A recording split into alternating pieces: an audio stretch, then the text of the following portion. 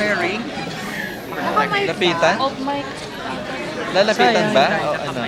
Hindi naka-mic. Muli sa mga press po natin. Off mic yung vloggers interview yan. and Off mic. friends, pwede na po natin lapitan ang ating cast for our quick press huddle for you.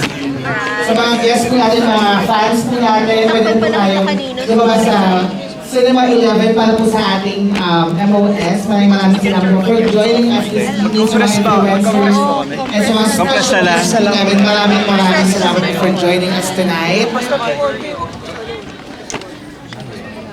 B. Bis, bakit yung mga sabon? Siguro paglapit-lapitin natin dahil. Muli po, para po sa mga press, tama po ang ating quick press huddle for tonight. Sa lahat po ng mga fans, pwede po tayo mag-exit. Sa lahat po ng mga marshals, natin pa-assist na lang po tayo na maka-exit po sa ating venue. Kami po magtatanong. Stars na. Pwede na. Alright, okay, good evening everyone. Thank you so much to our friends from the media. So we'll have this very short interview with the cast of Ghosting. This is yan off mic tayo, very intimate. So we request everyone to keep your questions about what we have seen. Napakagandang first episode ng Ghosting. Okay, take it away, Ana. Maraming salamat, Miss Gino Ocampo, Miss Mel Del Rosario, thank you so much. Miss Cathy San Pablo, thank you po. Okay. Game. Congratulations, guys. Pwede ba isa-isa? Of course, our production designer, Jayla Fernandez is here, thank you so much. First time nyo napanood yung pilot episode, starting with Zach. Alam, sobrang na-excite ako. Kasi, yun nga, very supportive ako sa first. Seriously, like, ever since magkababa sila ng lahat. And sobrang saya ko na nakita ko sila ng lahat. And sobrang excited na rin ako na paano nila mag-meet yung character. Kobe, ang bagong red flag. Ang bago tayong red flag. Ako, sobrang kinikilig ako. I mean, I kept smiling whenever I'd see them on screen. And no, I'm so excited for the rest of the episodes. And I'm excited for you guys to watch them. Grabe yung reaction ng crowd dito. So, no, I can't wait for it to come out tomorrow and for everyone to be able to watch it. Girly Pop. Girly Pop! Ayan, I'm so happy to be able to watch the pilot episode with everyone and hear all of their reactions kasi kita naman napanood naman natin how promising their acting is. Di ba, pilot episode na lang and you can already see yung talent nila and how the story talaga overall is really promising. And yeah, I wish people get to see more Ghosting also and for the rest of the cast. Super galing. Yeah. Ayan, super na-excite po ako. Kasi first pa lang, parang bitin, no? Bitin. Bitin talaga siya. So I'm very excited na mapanood na nilang lahat kung ano yung hinanda namin last. Also, sobrang happy ako na hindi ko na-expect na ganun yung magiging impact dito sa crowd. Actually, habang pinapanood ko, wala akong reaction. Tinitignan ko kung may kulang ba o ganito ganyan. And hanggang sa matapos, grabe. Great, bro. Galing natin. Jello, ganda ng hair mo to. Very groovy. Pero ano po, sa totoo lang nabitin ako. And sobrang na-excite ako na makita nyo ding lahat yung mga susunod pang mga eksena. Kasi, ayun nga, gusto ko lang sabihin na sobrang gagaling ng mga kasama ko. And napaproud lang talaga ako habang pinapanood. And tulad nga na sinabi po ni JM na hindi ko na-expect na ganoon yung kalalabasan. So, first time kasi namin lahat mapanood. So, sobrang happy. Kung dito sa episode na to, sa pilot, kilig, tawa, yung next ba, may iyak naman bang halo? Ano pang mga emotion? Ay, galit ata. Kami galit rin mo naman, Chico. Baka when I come back, but I don't want to reveal anything, but I'm gonna start raising a lot of questions. Okay. Yeah. Nabitin kami dun sa sa first episode. Yeah. Especially dun sa kiss. Dun sa mga few episodes pa may makikitang intimate na kissing scene si JM and Sophia. Panoorin mo. Uy, abangan niyo po. Download ka muna ng iPhone. Yes! Pero JM and Fiang, ano yung pinakamahirap and pinakamasarap na experience ko while doing it? I mean the series. Pinakamahirap at pinakamasarap. Pinaka-enjoy. Enjoy. Pinakamahirap. Yun. I mean, yung hesitation. Yung first kiss, yung kiss na ibigan. Yun, medyo nahirapan ako din kasi hindi ko kita eh. I mean, hindi ko kita kung malapit na ba ako. So, kailangan ko pa na i-guide na. First na parang gusto parang gano'n. I think yun, doon ako nahirapan kasi alos lahat ng taping days nag-enjoy ako sobra. And first time. Kahit sobrang mapagod pero hindi na siya napipili. Once na nakauwi na ako kasi sobrang nag-enjoy lang. Sa akin po, ang pinakamahirap ay every time na nag-a-adlib si Jello. Yes, sa buong tawa siya. Sa buong taping namin, doon ako pinaka-nahihirapan na pagka every time na may scene ang lahat, tapos kailangan mag-adlib ni Jello. Hindi ko mapigilan na hindi matawa. So parang may isang beses na nakailang take kami kasi tawang-tawa kami sa adlib ni Jello. And yung enjoy, I think lahat naman. Pero yung crying scene, parang ang galing mong umiyak. So, madali ba yun for you? Somehow. Kasi po, nung time na sinushoot po namin siya is, meron po kasi before mag-start is magpapadugtog po ng dugo. So parang nadadala po ako sa music. Pero minsan Motivation po, mo yun. yes, pero minsan mahirap din po talaga. Especially pag wala kang mahugot. Kaya parang naging very comfortable ka based on the personality. How comfortable were you on set na? Sanay ka naman may camera, pero kasi ito scripted, may takes, ganyan. Nakapag-adjust ka ba agad to different environment? At first po, hindi pa. First, hindi namin talaga. Kasi kinakabahan ko po. First was positive. So, andun po silang lahat para ikaw dapat gawin. Ano yung dapat Si Vivory, alam namin you're parang ultimate best friend, di ba? Sa mga karakter mo. Dito best friend ka rin ni Fiang. How do you support her? Kasi first series ito, ikaw naman very, kumbaga ka na bihasa ka na sa acting. How do you support JM and Well, I just let them shine talaga. Kasi, yun nga, parang that's my way of supporting them as well. Na parang, I let them do their thing. And as much as I can talagang, I let them be comfortable around me. Kasi, I don't want them to be intimidated naman. Kasi, ayoko naman na ganun. Kasi gusto ko naman na makakontribute din sa ganda ng show overall. JM Fiang, is there any pressure on your part? Kasi first original series nyo to. And then parang yung mga susunod, mas marami pa for sure.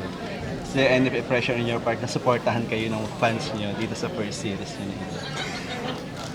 Umay po ba naman? Sa isa lang. Ganyan yung kaya. Sa akin, simula ko na ako talaga, simula ko na feel na pressure. Mas lamang po yung excitement na gawin namin yung project, natapusin namin yung project na pakita sa kanila dapat yung or sa fandom namin, sa lahat ng mga casual viewers. So, hanggang matapos, so, wala po na feel na pressure. Siguro, hirap yun, pero yung pressure na as in, mas lamang po yung happiness and excitement ko habang ginagawa ko itong project namin together. At, Fiang. Ako po talaga first, pressure po ako kasi hindi ko alam kung paano ko mag-deliver ng tama. And first, on-screen po kasi na series. So, yes, may pressure sa akin kasi before po, meron po akong puntong laguna. So, kailangan ko puntang bilhin yun bago ko mag-deliver ng tama yung script ko. So, You're a good comedian. Parang dito napansin namin. Ito ba yung mo, one of your dream role? Parang maging comedian. Nakarelate ka ba dun sa character? Sa character. Kasi parang ikaw din kasi yung... kung nakarelate po, siguro sa personality, yes. Pero sa pinagdaanan, hindi. Hindi pa po tayo nag-roast, no? Or ba? Ayan po, sa personality, yes. Nakarelate po ako kasi si Jaja ay very jolly, very makulit, pagmahal, family-oriented, tulas po. And as Jaja po kasi, pinalaki din po siya ng lola niya. Kaya lola din ang balik po sa akin. Sorry po, ano po ang question? Yung nahirapan ka ba? Or parang naging gamay mo yung pagiging komedyante? Eh, yan ba yung gusto mo? Siguro po, nature na po siya sa akin. Lumalabas talaga sa lugar. And yung mga napanood niyo naman po, si Derek po talaga nag-guide sa akin kung paano kayo deliver ng tama. Kung gusto ba nila, nakakatawa or hindi. Hindi ko po alam. Natawa po. Natawa naman. Nahirapan ka ba maging red flag sa pag-ghosting?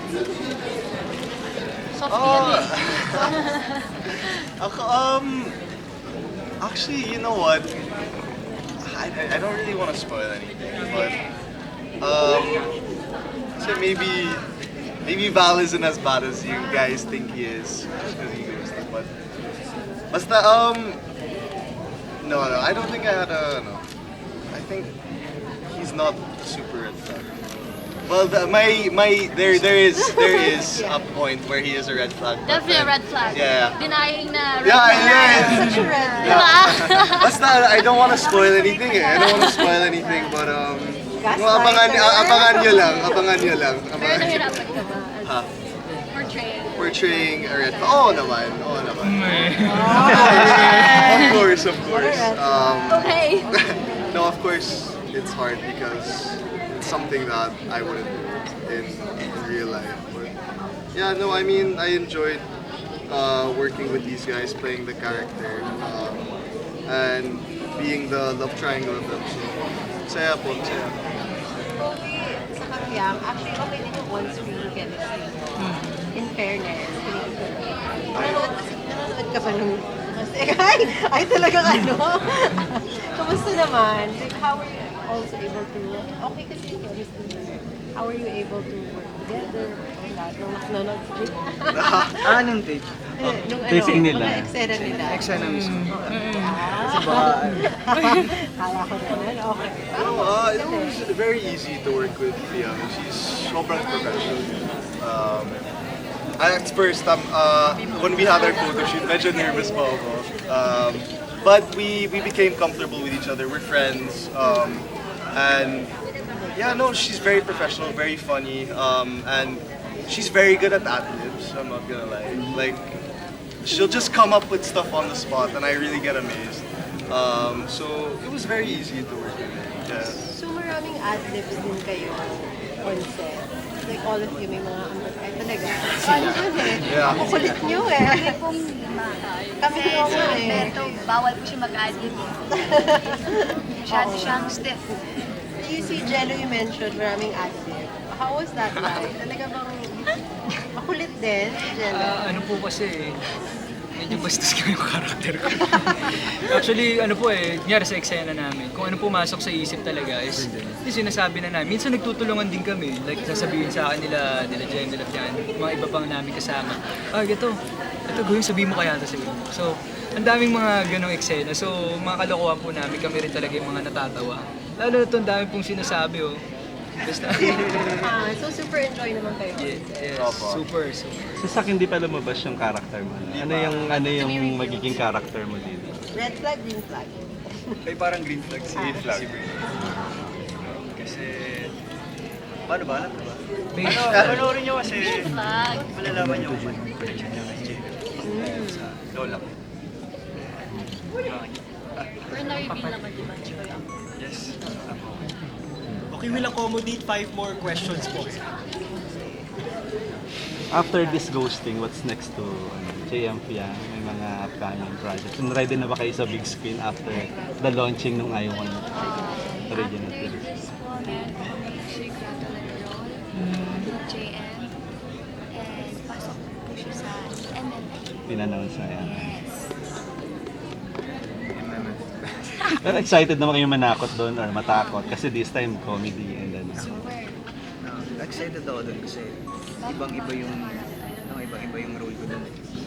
compare dito sa cinema na ginawa ko, ibang-iba dito. Parang mas nandun yung excitement kung gawin yung character na yun. And wala, may ironic na kasi hindi naman ako nanonood ng horror.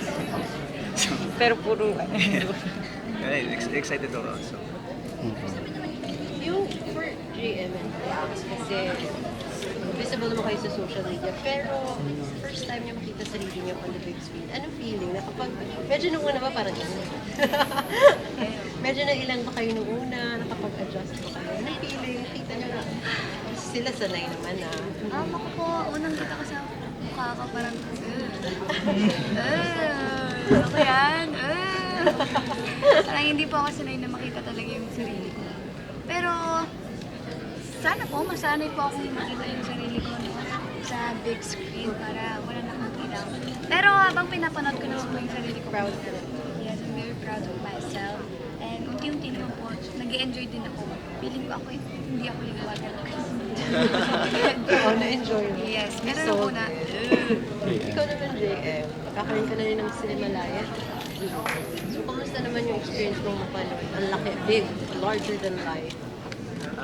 ayun, may konting ilang din. Pero mas, wala parang mas naging mapagmasid ako sa sarili ko. Baka kasi may mga mali akong nuances, gano'n. Nag-control naman ako. Tama ba yung emotion ko yun? So, mas naging mapagmasid ako. Pero ganun mo ka-proud mapanood ang isa't isa. Sobra. Especially sa kanya. Ikaw naman, yeah, sige, go ahead. Yun lang, thank you. Yun lang, thank you. Yung sobrang proud ka sa kanya. Because Ikaw naman, ano naman feeling na panood mo si JN? Larger than life. So, nakaka-proud kasi habang nagsiset po kami, hirap na hirap siya kay Tonyo. Si Jeno, kasi sobrang dami niyang adlibs na bawal siyang tumawa. Yun kasi yung character niya, sundalo siya noong 1940s. So, yung mga sundalo noong 1940s, siguro hindi naman sila natawa, no? Kasi hindi uso sa kanila yung mga biruan. Pag biniro talaga. So, nung time na nag-taping kami, ang hirap.